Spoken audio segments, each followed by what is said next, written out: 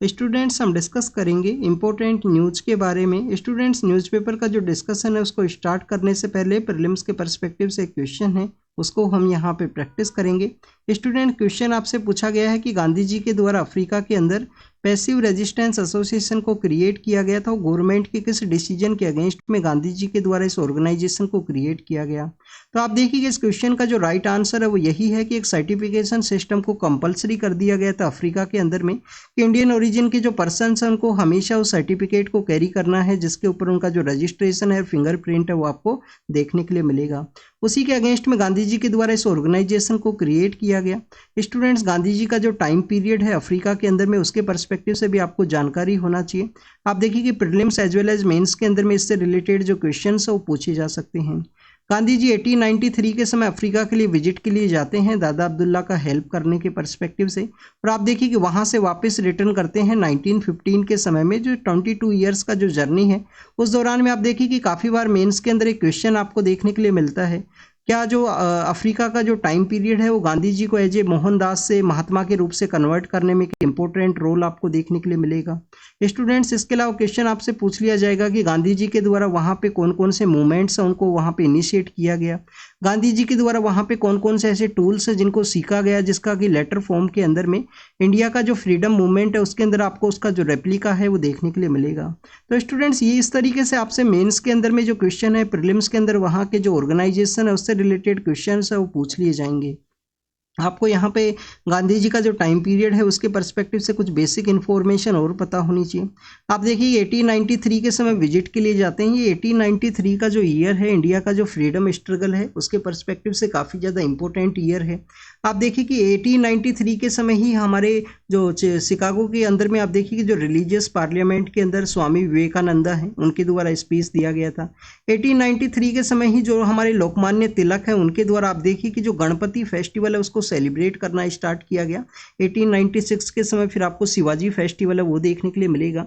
Students उनके द्वारा 1881 के समय में उनके जो न्यूज़पेपर्स हैं केसरी और मराठा हैं वो उनके द्वारा 1881 के समय स्टार्ट किया गया था। आप देखिए गांधी जी के द्वारा वहाँ पे विजिट के लिए जाते हैं दादा अब्दुल्ला का हेल्प करने के पर्सपेक्टिव से, बट वहाँ पे इंडियन जो पर्सन्स हैं उनका जो सिचुएशन देखते हुए उनके द्वारा डिफरेंट डिफरेंट ऑर्गेनाइजेशंस हैं उनको स्टार्ट किया गया। दो वहाँ पे एक लड़ाइयाँ होती हैं स्टूडेंट्स, दो वहाँ पे लड़ाई होंगी जिसके अंदर एक आपको जो बैटल है वो देखने के लिए मिलती है जुलू वॉर और बोर वॉर। बोर वॉर और जुलू वॉर के अंदर भी गांधी जी के द्वारा पार्टिसिपेट किया गया था। वो आप देखिए उनको वहाँ पे जो सर्टिफिकेशन सिस्टम है कुछ जो मेडल है वो भी दिया जाता है bore war and Julu war के रिगार्डिंग में। स्टूडेंट्स इसके अलावा उनके द्वारा डिफरेंट डिफरेंट जो ऑर्गेनाइजेशंस है जो आपको इंडिया के अंदर में जो सिविल डिसोबिएंट मूवमेंट है, जो नॉन कोऑपरेशन मूवमेंट है, इसके अलावा जो चंपारण है, खेड़ा है, अहमदाबाद का जो मील स्ट्राइक है और डांडी मार्च है, इन सभी के अंदर उसका जो रेप्लिका है वो देखने के लिए मिलेगा। स्टूडेंट्स ये गांधी जी का वहाँ पे जो टाइम पीरियड है उसके पर्सपेक्टिव से हमने डिस्कस किया। आप देखिए कि 1915 के समय गांधी जी वहाँ से रिटर्न करते हैं। 9 जनवरी का वो डे है, 9 जनवरी 1915 का वो डे है। स्टूडेंट्स इसी डे के मेमोरी के रिगार्डिंग में हमारा जो गवर्नमेंट है उनके द्वारा प्रेजेंट समय में जो प्रवासी भारतीय दिवस है उसको सेलिब्रेट किया जाता है कि इंडियन ओरिजिन के जो पर्सनस डिफरेंट डिफरेंट कंट्रीज के अंदर में है उनके कॉन्ट्रीब्यूशन को रिकॉग्नाइज करने के रिगार्डिंग में प्रवासी भारतीय दिवस जो गांधी जी रिटर्न किए थे अफ्रीका से उसी डे की मेमोरी के रूप से सेलिब्रेट किया जाएगा।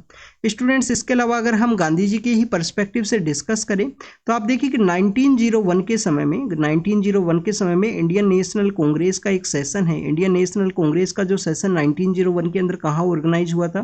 कैलकाटा के अंदर में। इसके अंदर गांधी जी के द्वारा पार्टिसिपेट किया गया था।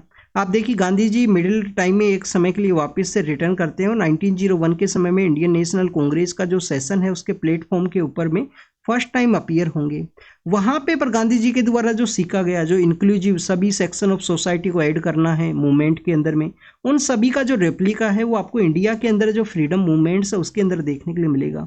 आप देखिए कि वो गांधी जी हैं जब इंडिया के अंदर वो आएंगे मूवमेंट को जब वो चलाएंगे तो सभी लोग जो हैं मूवमेंट के अंदर पार्टिसिपेट करना स्टार्ट करेंगे। ऑल सेक्शन ऑफ सोसाइटी उनके द्वारा हमेशा मूवमेंट के अंदर में इंक्लूसिव मूवमेंट रखा गया, सभी सेक्शन ऑफ सोसाइटी को ऐड किया गया उनके द्वारा। आप देखिए कि उनके आने से पहले जो यहाँ पे कांग्रेस के जो सेशंस हुआ करते थे उसके अंदर भी जो पर्सन्स बेसिकली पार्टिसिपेट किया करते थे उनका जो रेस्ट ऑफ द जो सोसाइटी है उसके साथ में जो कनेक्टिविटी है वो आपको नहीं देखने के लिए मिलेगा।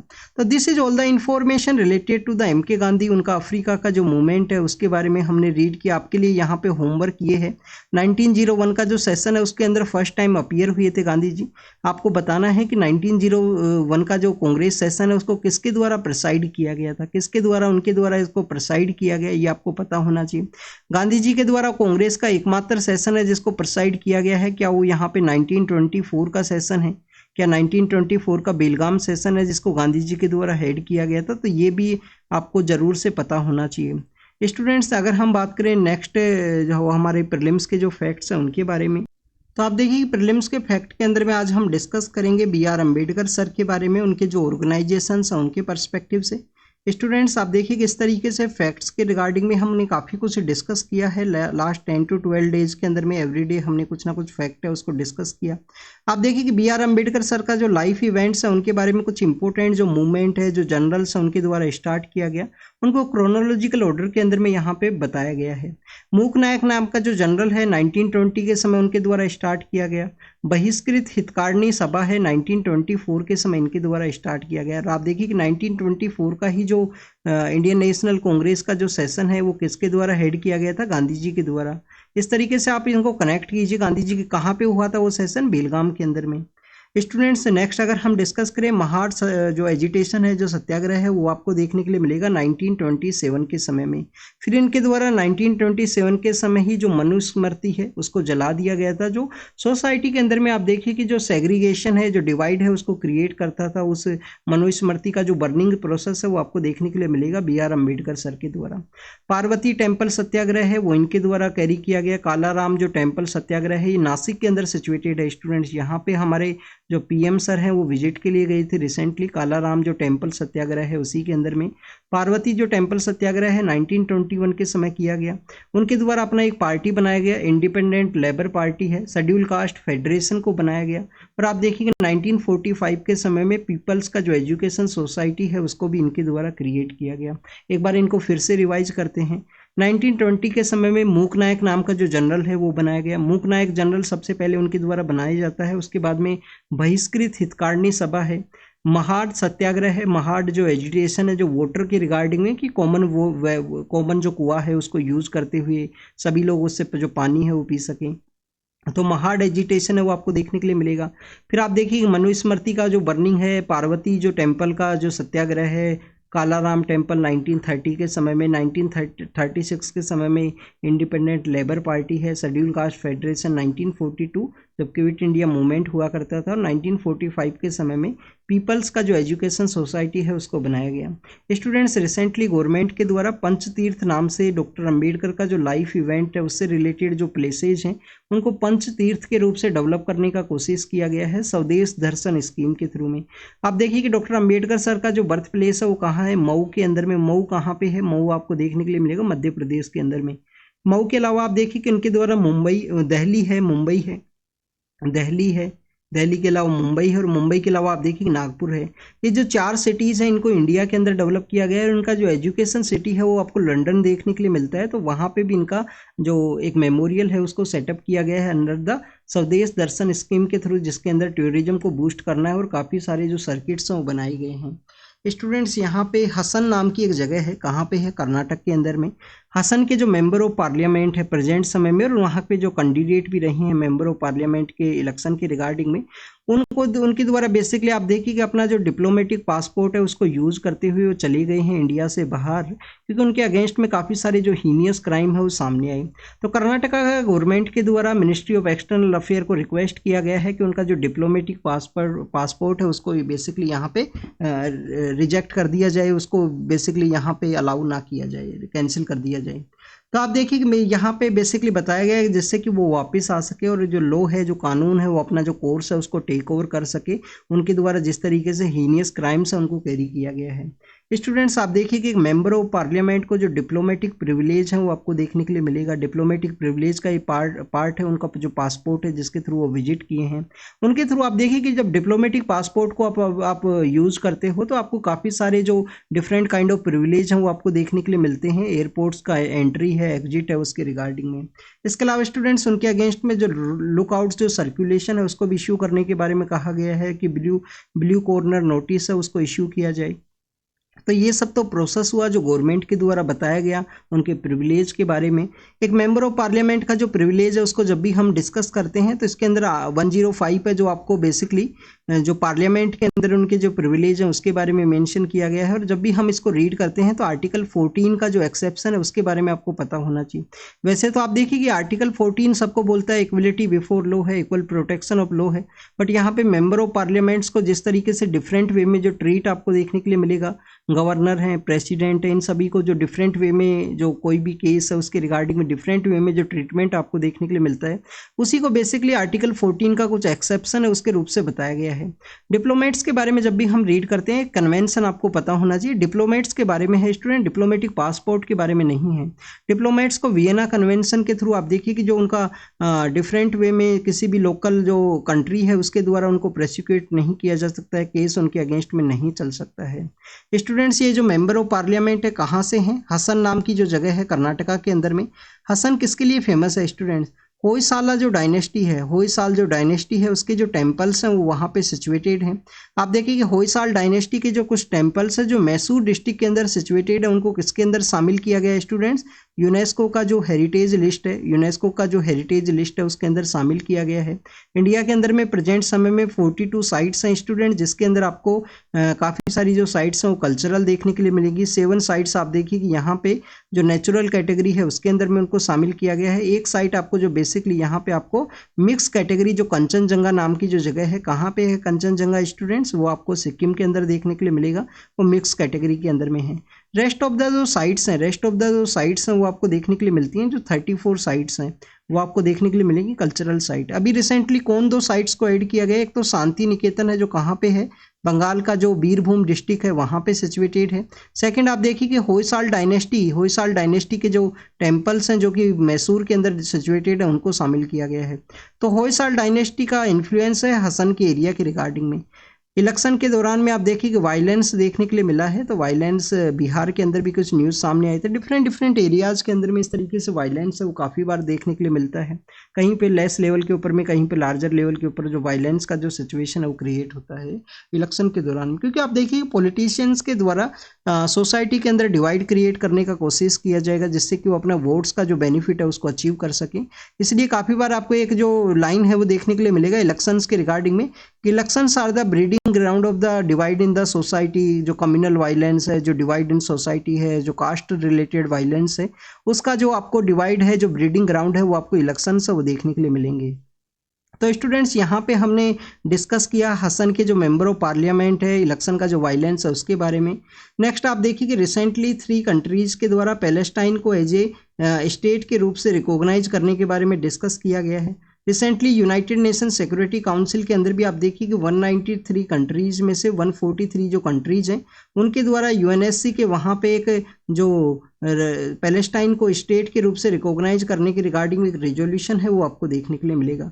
इंडिया के द्वारा भी इस रेजोल्यूशन को आप देखिए कि एंडोर्स किया गया था। आउट ऑफ 193 कंट्रीज 143 कंट्रीज़ के द्वारा पैलेस्टाइन को एज ए स्टेट के रूप से एंडोर्स किया गया। स्टूडेंट्स यहाँ पे यूनाइटेड स्टेट ऑफ अमेरिका के द्वारा वीटो है उसको भी लगाया गया। बट आप देखिए कि अभी रिसेंटली जो हमारा इंटरनेशनल जो क्रिमिनल कोर्ट है, इंटरनेशनल क्रिमिनल कोर्ट जिसको कि रोम स्टैट्यूट के थ्रू सेटअप किया गया है, उसके द्वारा आप देखिए कि वॉर क्राइम है, वॉर क्राइम के रिगार्डिंग में जो यहाँ पे इजराइल का जो पॉलिटिकल लीडरशिप है, इजराइल के अलावा जो पॉलिटिकल लीडरशिप के अलावा आप देखिए कि जो हमास के जो लीडर्स हैं उन सभी को वॉर क्राइम के रूप से यहाँ पे बताया गया है, इनको प्रोसिक्यूट किया गया है। स्टूडेंट्स इंटरनेशनल क्रिमिनल कोर्ट का बेसिक जो मैंडेट है उसका रिस्पॉन्सिबिलिटी यहाँ पे इसके जो कंट्रीज मेंबर हैं उनका आपको रिस्पॉन्सिबिलिटी देखने के लिए मिलेगा। अगर वॉर क्राइम के रिगार्डिंग में किसी भी पर्सन को यहाँ पे सम्मन को इश्यू किया गया है, उनको बताया गया है, तो इसके जो मेंबर कंट्रीज हैं उनके द्वारा उसको अरेस्ट किया जाता है वहाँ पे अगर वो विजिट करते हैं। तो स्टूडेंट्स इंटरनेशनल क्रिमिनल कोर्ट के रिगार्डिंग में आप देखें कि साउथ अफ्रीका के द्वारा भी एक पेटिशन को फाइल किया गया था कि जीनोसाइड है उसको कैरी कैरी किया गया है वहाँ पे, कहाँ, हमास का जो डोमिनेटेड एरिया है गाजा स्ट्रिप, वहाँ पे इजराइल के द्वारा। तो उसका जो डिसीजन है वो अभी आने वाला है इंटरनेशनल क्रिमिनल कोर्ट के द्वारा। रिसेंटली आप देखिए कि अभी 3 कंट्रीज जिनके द्वारा बेसिकली पैलेस्टाइन को रिकॉग्नाइज करने के बारे में डिस्कस किया गया है, उसमें है एक आयरलैंड। आयरलैंड के द्वारा तो बेसिकली पैलेस्टाइन का जो स्ट्रगल है उसको बता दिया गया है कि पैलेस्टाइन का जो स्ट्रगल है इक्वल टू द आयरलैंड का जो फ्रीडम स्ट्रगल आपको देखने के लिए मिलता है ब्रिटेन के अगेंस्ट में। इसके अलावा स्टूडेंट्स नॉर्वे है, स्पेन है, और इवन स्पेन के द्वारा तो एक इंडिया से एक जो शिप है वो जाने वाला था, जो बेसिकली किसी कंट्री के अंदर में जो वॉरफेयर के रिगार्डिंग में जो वेपन्स है उनको सप्लाई किया जाना था उस कार्गो वेसल के द्वारा। तो उसको भी पोर्ट ऑफ कॉल के दौरान में उसको रोक लिया गया था स्पेन की जो अथॉरिटीज़ हैं उनके द्वारा। तो स्टूडेंट्स इस तरीके से आयरलैंड है, आयरलैंड के अलावा नॉर्वे है, नॉर्वे के अलावा स्पेन आपको 3 कंट्रीज वो आपको देखने के लिए मिलेंगे जिनके द्वारा पैलेस्टाइन को एज ए स्टेट के रूप से रिकॉग्नाइज किया गया। इंडिया के पर्सपेक्टिव से अगर हम डिस्कस करें तो 1974 के समय में आप देखिए कि India first non Arab country बनता है, फर्स्ट नॉन अरब कंट्री है जिसके द्वारा पैलेस्टाइन लिबरेशन ऑर्गेनाइजेशन PLO है उसको रिकॉग्नाइज किया गया था। स्टूडेंट्स ये मेंबर ऑफ पार्लियामेंट की रिगार्डिंग में है, सिस्टम का जो फेलियर है वो बताया गया है। एग्जाम के पर्सपेक्टिव से कोई कुछ इन्फॉर्मेशन यहाँ पे नहीं है। हसन का जो बेसिकली होयसाल डायनेस्टी का जो इंपॉर्टेंस है उसके बारे में ऑलरेडी हमने रीड किया है स्टूडेंट्स। नेक्स्ट आप देखिए कि ब्रिटेन के अंदर जो इलेक्शन है उसके पर्सपेक्टिव से डिस्कस किया गया है, एग्जाम के पर्पज से वो इम्पोर्टेंट नहीं है। चाइना का यहाँ पे जो यूरोप के अंदर में जो रोल है उसके पर्सपेक्टिव से यहाँ पे बताया गया कि चाइना के जो पॉलिटिकल लीडर हैं प्रेजेंट समय में यूरोप के जो 3 कंट्रीज हैं उसका विजिट के लिए गए हैं, जिसके अंदर एक फ्रांस है। फ्रांस के अलावा आप देखिए कि यहाँ पे आपको देखने के लिए मिलेगा जो सेकंड कंट्री है वो आपको सर्बिया है, हंगरी है और इसके अलावा फ्रांस है।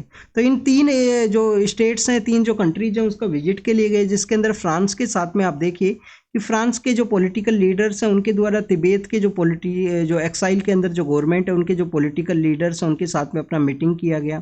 फ्रांस के द्वारा कंटिन्यूस जिस तरीके से चाइना के द्वारा रशिया यूक्रेन क्राइसिस के अंदर जो वेपन्स को सप्लाई किया गया है उसके अगेंस्ट में भी अपना जो वॉइस है उसको रेज किया गया है।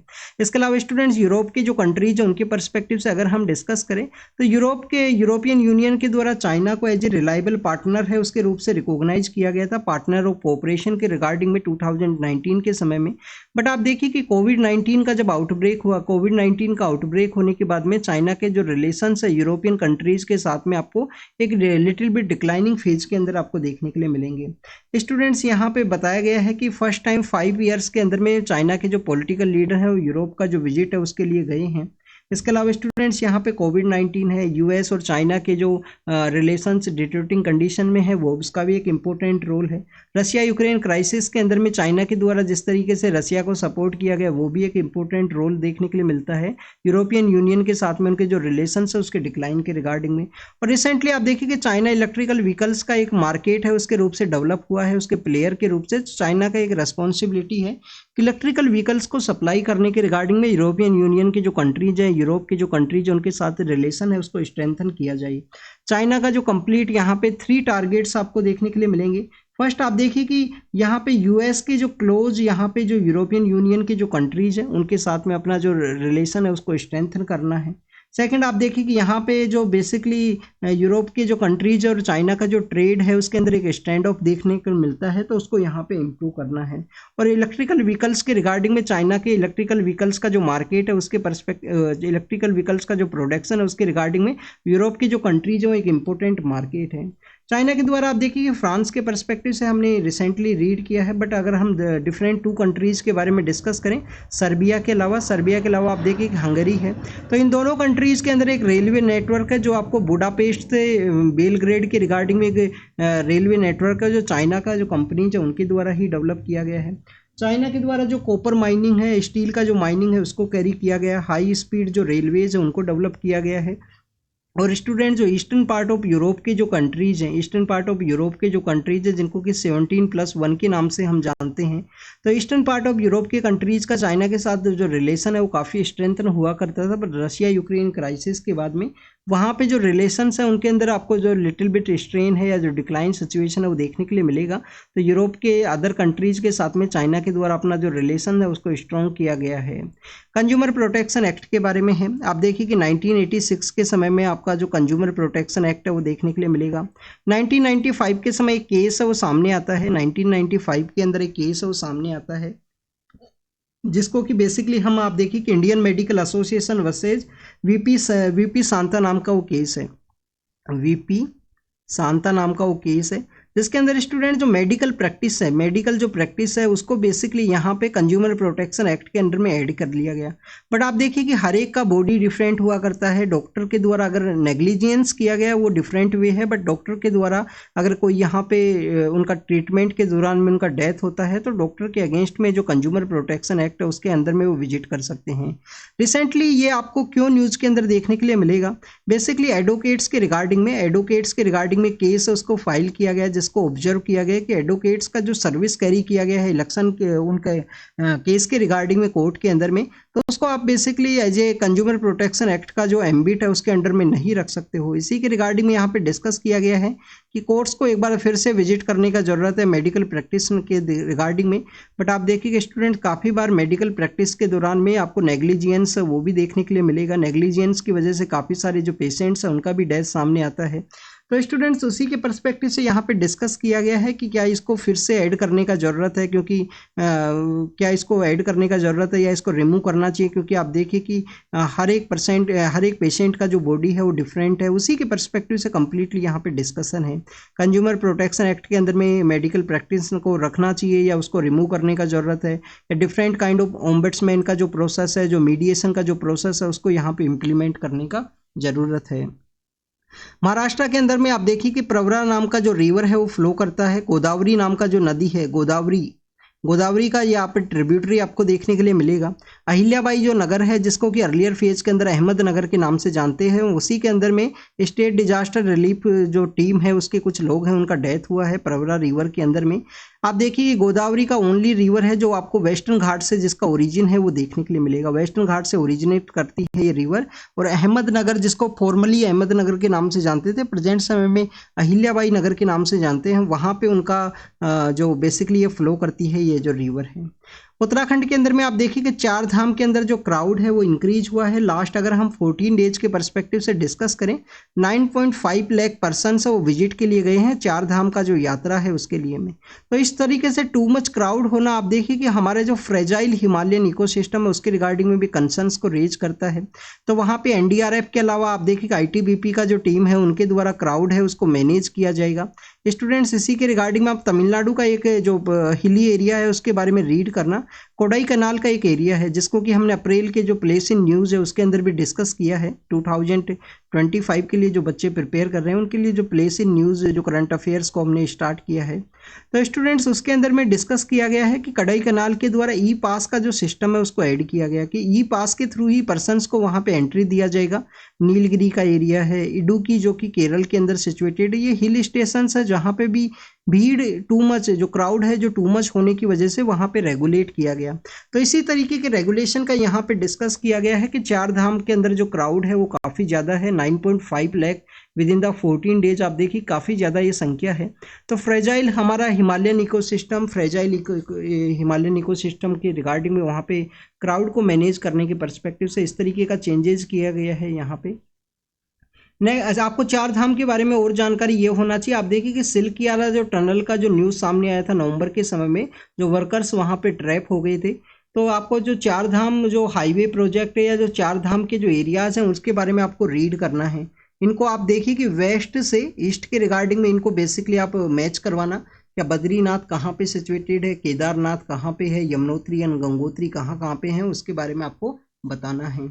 नेक्स्ट आप देखिए कि यूएन का जो इन्वेस्टिगेशन एजेंसी है उनके द्वारा एग्जामिन किया जाएगा म्यांमार का जो रखाइन स्टेट है जहां से काफ़ी सारे जो पर्सन्स हैं उनका मास लेवल के ऊपर माइग्रेशन आपको देखने के लिए मिलता है। उसी को स्टूडेंट्स रखाइन स्टेट के अंदर में रोहिंग्या जो मुस्लिम्स है वो रहा करते हैं, उनका जो माइग्रेशन है वो आपको म्यांमार से डिफरेंट एरियाज़ के अंदर देखने के लिए मिलता है। बांग्लादेश के अंदर में आप देखिए कोक्स बाजार नाम की एक जगह है। कोक्स बाजार नाम की जो जगह है वो बेसिकली उन्हीं के रिगार्डिंग में जो कैंप्स हैं, रोहिंग्या जो पर्सन्स हैं उनके कैंप्स आपको देखने के लिए मिलेंगे। एक भाषण 4 नाम का एक आइलैंड है, एक बांग्लादेश के अंदर एक भाषण 4 आइलैंड है, उसके अंदर भी आप देखिए कि वहाँ पे बेसिकली रोहिंग्या जो पर्सन है उन्हीं को वहाँ पे रखा जाएगा। इंडिया के द्वारा भी फाइनेंशियली सपोर्ट किया गया है बांग्लादेश को, यहाँ पे जो रोहिंग्या पर्सन है उनके रिहेबिलिटेशन के रिगार्डिंग में उनको जो बेसिक सर्विस है वो प्रोवाइड किया जा सके। आप देखिए कि रसिया यूक्रेन की रिगार्डिंग में है, रसिया के द्वारा काफ़ी कुछ एरियाज़ के अंदर में अटैक किया गया। नेक्स्ट पैलेस्टीनियन जो वेस्ट बैंक के एरिया के अंदर में 12 जो पैलेस्टीनियन पर्सन है उनका डेथ हुआ है। नॉर्वे के द्वारा रसिया के साथ में अपने जो बॉर्डर्स हैं उनको क्लोज कर दिया जाएगा, उसके बारे में यहाँ पे डिस्कस किया गया है। ताइवान को एनसर्कल किया गया चाइना के द्वारा, और आप देखिए कि वहाँ पे आइलैंड के जो एरियाज हैं वहाँ पे ड्रिलिंग का जो प्रोसेस है उसको कैरी किया गया है। रसिया के अंदर में बेसिकली कुछ चार्जेस के अगेंस्ट में मिलिट्री के जो डिप्टी पर्सन है उनको, डिप्टी जो चीफ है उनको जेल के अंदर में सेंड किया गया है रसिया के अंदर में। Student, this is all about the today's newspaper discussion. जो भी इन्फॉर्मेशन आपको मिला हो उसको नोट डाउन कीजिए, जो भी इन्फॉर्मेशन आपको मिला है उसको नोट डाउन करने के साथ साथ उसको रिवाइज भी करना। और आप देखिए कि स्टूडेंट जो भी होमवर्क आपसे पूछा जाता है उसके बारे में कमेंट सेक्शन के अंदर जरूर से बताया कीजिए। आप पार्टिसिपेट करोगे तो उससे आपका जो कोई भी टॉपिक को आपने सपोज कीजिए एक बार सर्च किया, अगर आपको नहीं पता है बुक से आपने ढूंढने का कोशिश किया, उसके बाद में आप उसके बारे में कमेंट करते हो तो आपको एक हो सकता है कि लंबे समय के लिए लिटिल बिट आपको याद रह सकता है। उसके रेदर आप यहाँ पे बिल्कुल डल फेज के अंदर बैठे रहे और देखते रहे कि क्या यहाँ पे पढ़ा दिया, और उससे आपको याद नहीं रह पाएगा। लिखना होगा, याद करना होगा, बुक्स को ओपन करना होगा। तो दिस इज कॉमन प्रोसीजर है आपको याद करने का। तो thank you students, thank you very much.